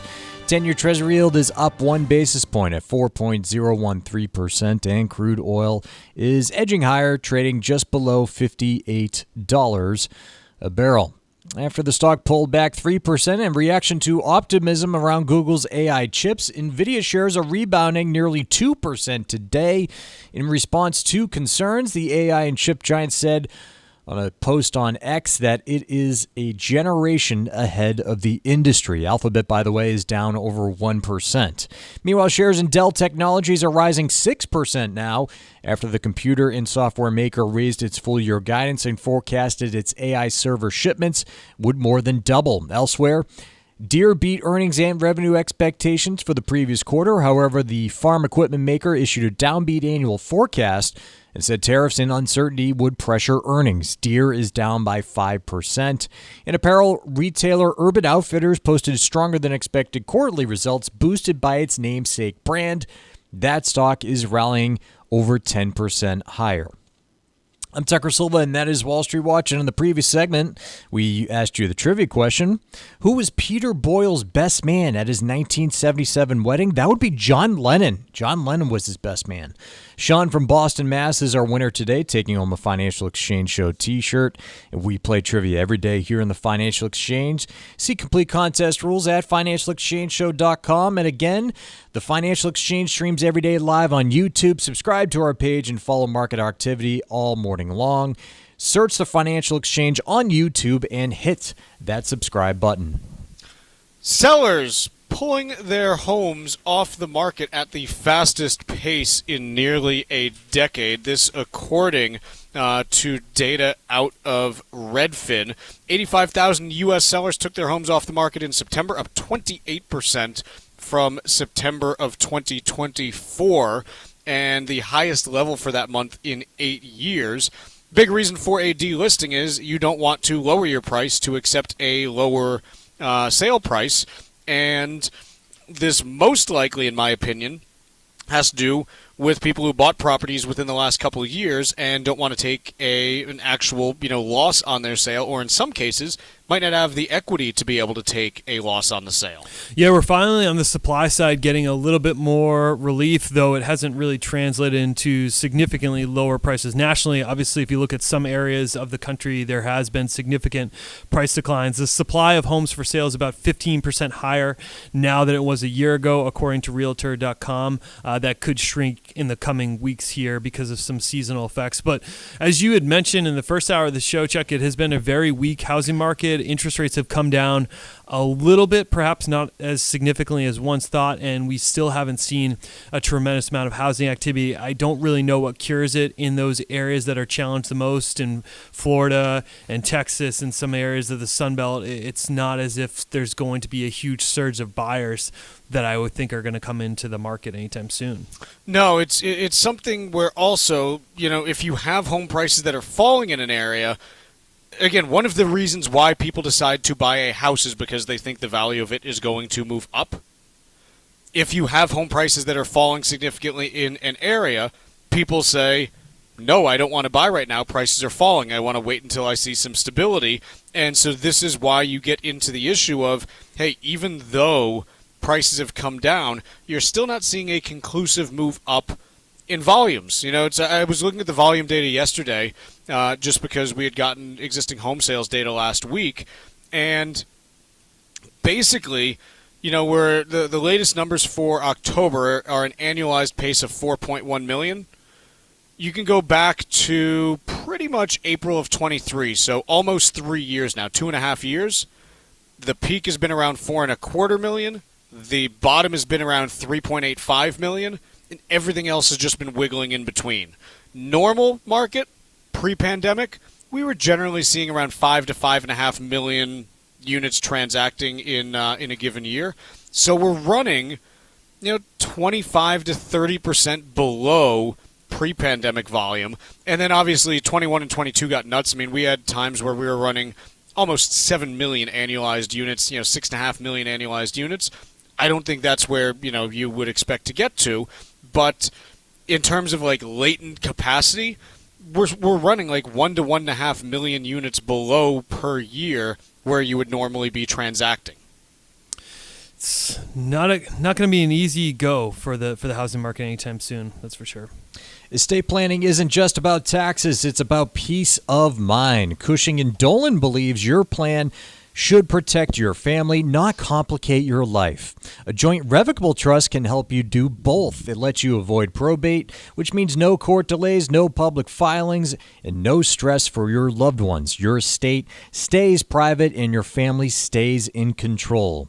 Their new guide, called The Simplicity of Joint Revocable Trusts, also explains how a trust can protect your children's inheritance from creditors, divorce, or bad financial decisions down the road. This guide makes it easy to understand why a joint trust may be the smart move for your family's future.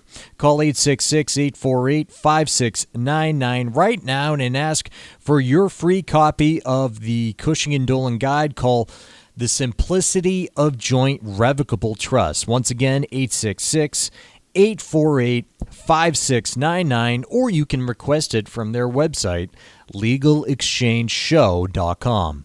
The proceeding was paid for, and the views expressed are solely those of Cushing & Dolan. Cushing & Dolan and/or Armstrong Advisory may contact you offering legal or investment services. Cushing and Armstrong do not endorse each other and are not affiliated.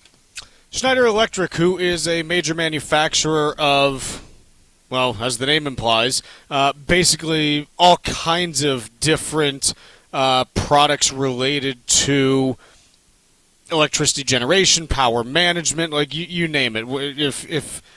If it's something that involves getting electrons from point A to point B, Schneider Electric does it. And they're estimating that the United States could end up with a shortage in power of about 175 gigawatts by 2033, largely because of increased demand from artificial intelligence data centers at the same time that capacity is just not growing quickly enough.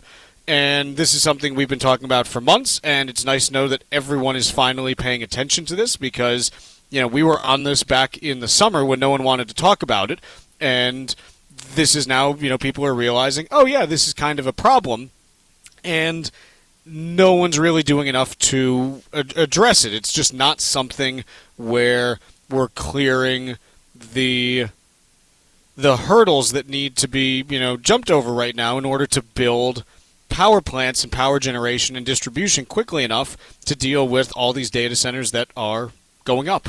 No, it's an incredibly slow process, and it's not being met with enough urgency. I do wonder, and I'm not saying that this is going to happen exactly, but when we were covering the chip story or earlier in the show, Chuck, just perhaps that there's still going to be, of course, a tremendous amount of demand for artificial intelligence, it seems like, projecting into the future, but perhaps some of the chips get a little bit more sophisticated and power efficient that would maybe lessen some of the demand. I'm not saying that, hey, we're going to be in the clear, but I was just sort of percolating, thinking over that a little bit, that perhaps that would be some reprieve. But overall, there still is going to be more electricity demand, whether it's from artificial intelligence or some of these other areas of the market that need to be developed out further. And it's something that the U.S. should address sooner rather than later. I don't know if that's going to be the case, but definitely some red tape needs to be pulled down to make things be innovated a little bit faster on the electrical grid side of things. Let's take a quick break here. When we return, we'll do some stack roulette. Find daily interviews and full shows of the Financial Exchange on our YouTube page. Subscribe to our page and get caught up on anything and everything you might have missed. This is the Financial Exchange Radio Network. Your home has been the center of your life for years, maybe decades, but as you enter retirement, its role starts to change. Hi, this is Mike Armstrong from the Armstrong Advisory Group. The focus shifts from what your home means to how well it supports your lifestyle. For many people, the space that once made sense for a busy family now requires more time, energy, and money than it should. Retirement is about simplifying, choosing a home that's easier to maintain, closer to the people and services that matter, and better aligned with how you want to live may be the right move as you head into your later years. Our new guide called Owning Real Estate and Retirement tackles a number of different issues that may help you turn your home into a source of flexibility and freedom, helping you plan for the years ahead with comfort and confidence. Get your free copy today by calling 800-393-4001. That's 800-393-4001, or you can request the guide at armstrongadvisory.com. The proceeding was paid for by Armstrong Advisory Group, a registered investment advisor. Nothing in the ad or in any Armstrong guide is specific financial, legal, or tax advice. Consult your own financial, tax, and estate planning advisors before making any investment decisions. Armstrong may contact you to offer investment advisory services. The U.S. Virgin Islands isn't just a postcard. It's alive with rhythm, culture, and celebration. This December through early January, St. Croix lights up with the Crucian Christmas Festival, a heritage carnival tradition dating back to the 1800s. There are incredible parades through Frederiksted as the festival village buzzes with live music, reggae, soca, and local island beats, as well as streets filled with the scent of authentic Caribbean flavors. Beyond the festival, there's St. Thomas, fresh with cruise hub energy, duty-free shopping, and panoramic views at Maggins Bay. St. John is quiet, wild, and pure, where every trail and beach is its own adventure. Explore one island or all three. Each offers something unique, all with warm hospitality and that easy island vibe. Travel from New England could not be easier. There's no passport needed and no money to exchange. This holiday season, plan your escape and fall naturally in rhythm with the heartbeat of the islands. Visit usvi.com and book your trip today. That's visit usvi.com. Planning for the future is challenging. At Cushing & Dolan, we believe that sometimes the simplest step can make all the difference. A joint revocable trust allows married couples to stay in control of their assets while making sure those assets are distributed properly. Our new guide, The Simplicity of Joint Revocable Trusts, shows how couples can take advantage of both the $13.99 million federal exemption and the $2 million Massachusetts exemption without losing benefits when one spouse passes away. This trust may help you avoid probate, reduce estate taxes, and even provide a step-up in basis that can save your family money when it's time to sell your home or investments. Learn how to make your estate plan work smarter, not harder. Call 866-848-5699 right now and ask for your free guide today. That's 866-848-5699. Or you can request it online from our website, legalexchangeshow.com. The proceeding was paid for and the views expressed are solely those of Cushing & Dolan. Cushing & Dolan and or Armstrong Advisory may contact you offering legal or investment services. Cushing & Dolan and Armstrong Advisory do not endorse each other and are not affiliated. Environmental nonprofit Ocean River Institute is working with communities to tackle climate change with nature-based solutions that feature slowing water down and building more soil with grasses and plants. Research indicates that people acting in their own neighborhoods can build an inch of soil in a year and slow sea level rise down by as much as 25%. Please visit oceanriver.org for more information on opportunities to make a difference and go the distance for savvy stewardship of a greener and bluer planet Earth. Let's talk LDL. AKA bad cholesterol. The higher your LDL cholesterol, the higher your risk of a heart attack or stroke. Your health matters. Know your number. Talk to your doctor and get your cholesterol checked. And learn how to help lower your LDL bad cholesterol. Because your health is in your hands. Find out more at heart.org/LDL.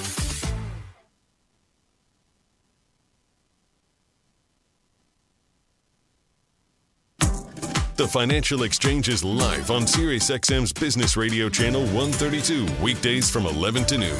Get the latest business and financial news from across the country and around the world, and keep up to date on how it might affect your wallet. That's the Financial Exchange, weekdays from 11 to noon on SiriusXM's Business Radio Channel 132. This is the Financial Exchange Radio Network. Ladies and gentlemen, the weekend. This segment of the Financial Exchange is brought to you by the U.S. Virgin Islands Department of Tourism. Your next incredible vacation is a click away, and if you act fast, you could be on St. Croix to experience their Crucian Christmas Festival taking place this December through early January. Discover the magic of this long-standing tradition with incredible food, music, and entertainment, or just go soak up the sun, stroll along white sand beaches, and feel the rhythm of the heartbeat of the islands. The USVI is America's Caribbean paradise. Plan your escape now at visitusvi.com. That's visitusvi.com. Paul, what do you got for Stack Roulette today? Chuck, you remember that company called Peloton that we talked about a lot during the pandemic? Yes, they're still around, and they're nowhere near as strong as they once were. The stock once peaked at $151 a share in October of 2020. The stock sits today at a mere $6.75. Where they're in the news today, and this is just baffling to me, is Peloton has new AI-powered bikes and treadmills, and apparently they're getting off to a slow start, which made me puzzled as to what could artificial intelligence possibly help you in terms of getting on a bike or being better for your workout experience. I mean, they claim here that their Peloton IQ is an AI platform that offers personalized guidance, insights, and coaching plans. It's pretty simple when it comes to working out, and I'm not an expert on it by any means, but you just got to get out there and do it and do some form of it. I'm pretty confident saying you don't need artificial intelligence to help you just pedal more on the bike.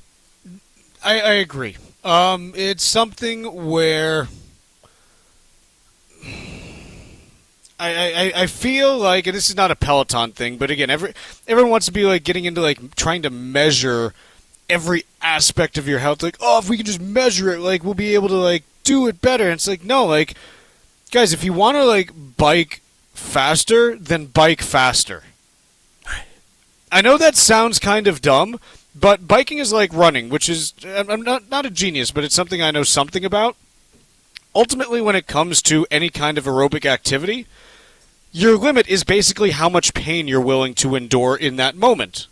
Like, within limits, assuming that you're not actually hurting your body. But, like, the reason that someone can run an 8-minute mile and someone else can only run a 9-minute mile is because they are willing to push themselves to a certain place, beyond, like, just your basic physiology and limiting factors that you might have there. So ultimately, like, look, if you want to bike more, then bike more. Okay, go from, doing a 10-minute bike ride to a 20-minute one. Artificial intelligence isn't going to give you the ability to do that. It's just not. And if you want better results to get from an 8-minute mile to a 7-minute mile, then you just need to do it more frequently, more reps. And look, you can certainly, like, there's plenty of stuff that you can read about online as far as training on all of this stuff. As an example, I was doing the DAV 5K a couple weeks ago, and I spent part of the summer, like, reading up on different training plans, and then I just said, okay, I'm going to try something, because ultimately the other piece is, look, the vast majority of us are not competing for the Olympics. No. Once we get past age 18, we are never going to face the competition that we faced that like matters again, because your athletic pursuits don't really impact your life once you get past high school in general. And so it's something where if this 5K didn't go well for me, okay, that's fine, because I'm not earning any money off it anyways. Like, I'm just doing it to see how well I do it. So this idea that, like, I need artificial intelligence to tell me how to, like, plan faster, no, I read some stuff from people who seem to know what they're talking about. I tried it, and I ran better times than I ever have, which was cool.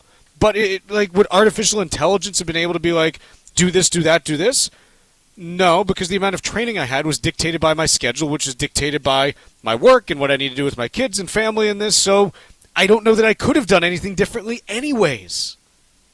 So, yeah, artificial intelligence is kind of starting to feel, just, like, I don't know. It's like when whoever the fast food guys were that tried to get it into their drive-through lane, and they were like, "Oh no, this is actually really bad. We shouldn't do this." This feels like it might go the same route. Sure. Like, is the AI going to be like, "Hey, if you want to be faster tomorrow, do a 50,000-mile run today"? Well, okay, if you insist, you're the artificial intelligence. Why not? I want to cover this story that we didn't get to in hour one. Yes. Which is house in Medford accidentally had 375 gallons of oil delivered to it, but doesn't have an oil tank in the basement anymore. Apparently they converted to nat gas for their heating a few years back, but didn't get rid of the pipe that sticks out of the house for... If you're not listening to our show in the Northeast, one of the ways that you can heat your home is through home heating oil. And it's basically you have these giant tanks, usually in your basement, that oil gets filled into them a couple times a year, and that oil is then burned in order to provide heat for your house. This house had the tanks removed at some point, but they didn't get rid of the pipe that fed in. And so oil guy shows up, thinks it's the right house, hooks up, pipes in 375 gallons of oil, leaves, and it turns out there was nothing on the other end of the pipe, and so the basement just had 375 gallons of oil going into it. Ew. Tough beat. It's... I mean, how do you get that out of your basement? They've got crews there, but... They said they put it into barrels, like... They threw down some sort of absorbent and then shoveled it into barrels, but it's like still, like...